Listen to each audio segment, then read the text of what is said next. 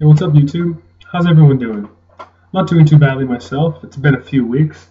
Figured I'd give it another punk album review.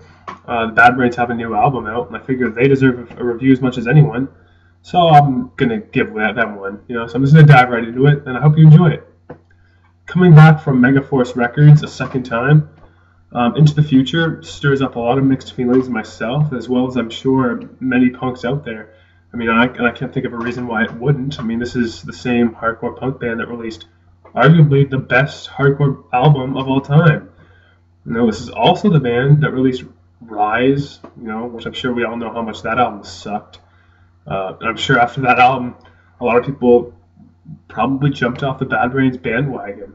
Fortunately for me, I was born after that album was released, so I was able to just pick the albums I enjoyed, listen to them, and stick with them through time until now. And I think that Bad Brains, they fluctuated up and down throughout their career.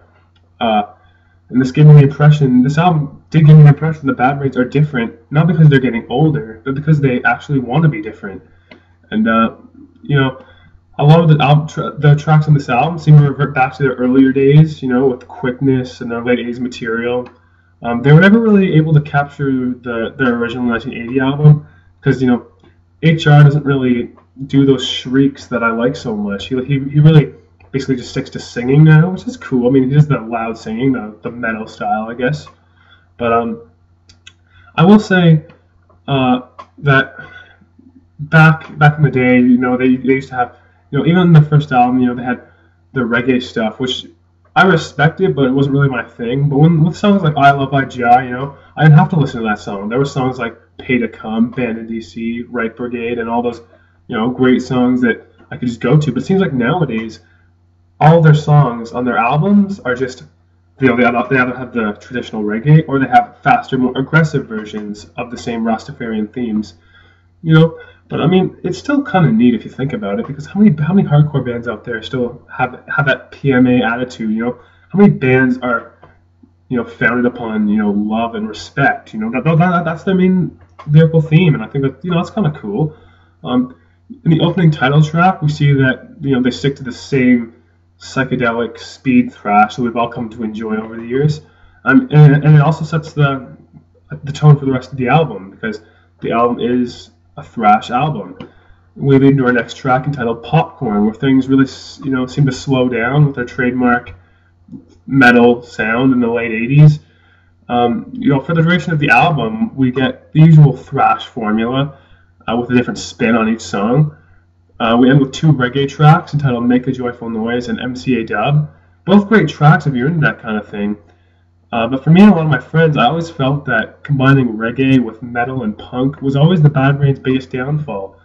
Because usually metal and punk fans and reggae fans are on two opposite ends of the musical spectrum. So when I come across a song like Jah Love, I skip it or just tune out. Whereas a reggae fan would skip or tune out of the hardcore songs. I honestly think that the Bad Brains should have just split up into two different bands. They have their hardcore band and their reggae band. That seems like it would have made a bit more sense to me, because you'd be hard pressed to find a hardcore punk fan who also listens to reggae. You have hardcore fans and reggae fans. It's just usually how it works for the most part. And vice versa for reggae fans. I'm sure they're not too fond of their reggae band performing hardcore songs. They'd rather have the reggae Bad Brains than the hardcore Bad Brains. That's just my opinion. I was really contemplating not even reviewing this album, because it's hardly even a punk album.